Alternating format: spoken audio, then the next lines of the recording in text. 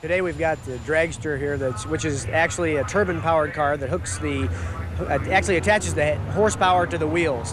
The jet drives a turbine, and therefore is capable of driving like a conventional car, unlike the jets that blow down the racetrack. It's a little bit of a problem in getting this to hook up to the tires because of the massive RPM that a jet engine turns. And we're having a little bit of trouble hooking it up. I have made a couple test runs so far this morning, and a little bit of tire shake. It just about rattled my brain out, but we're going to give it a try and see how much better we can make it go.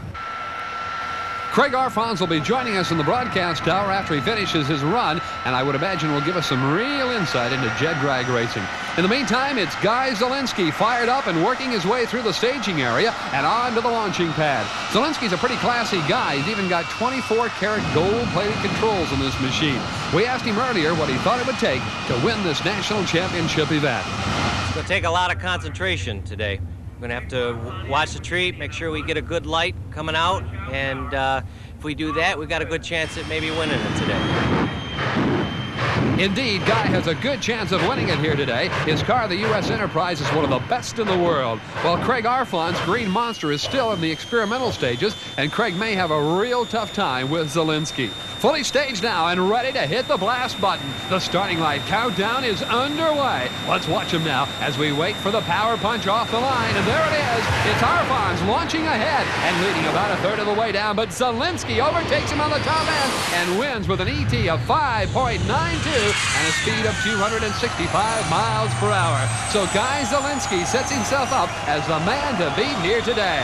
And the winner of our next round will have to do better than a 5.92 to win the event.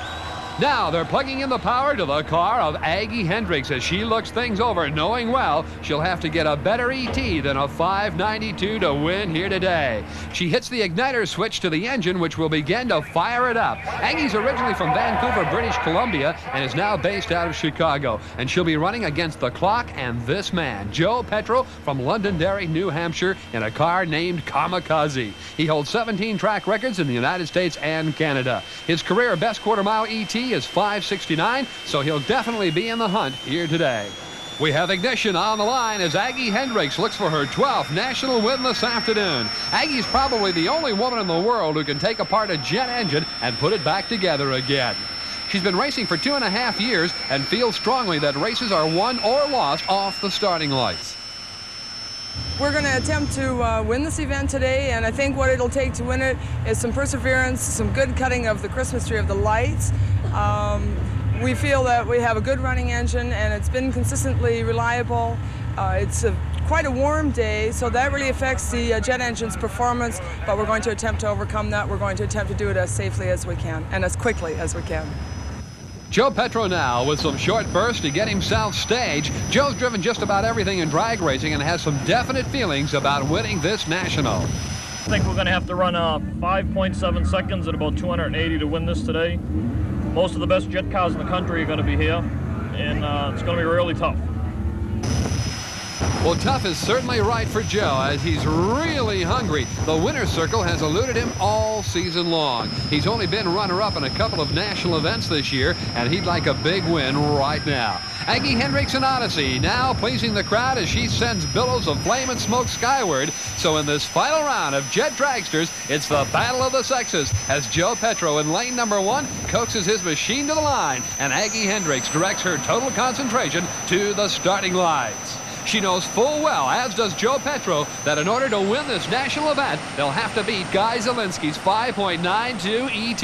They're on the lights, primed to pull the trigger. It's blast off with Joe Petro firing off the line, but Aggie Hendricks turns up the wick and leaves it through the traps to win this match and the national with an ET of 5.89 and a speed of 273 miles per hour.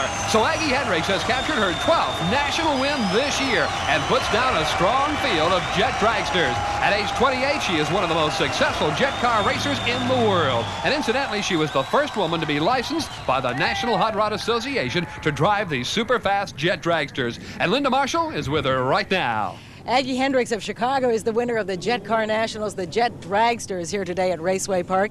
Aggie, you have the lowest ET of the day.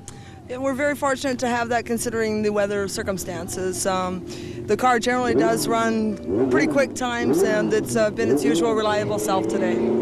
This is, I believe, your 12th national win, is it not? So far this year. We've been doing real well in national events, and generally, percentage-wise of the races that we run, we probably get about 85%. Aggie Hendricks of Chicago, the winner today at Raceway Park in the Jet Dragster Nationals. Now don't go away. The exciting Jet Funny Cars are coming up next on the Superchargers.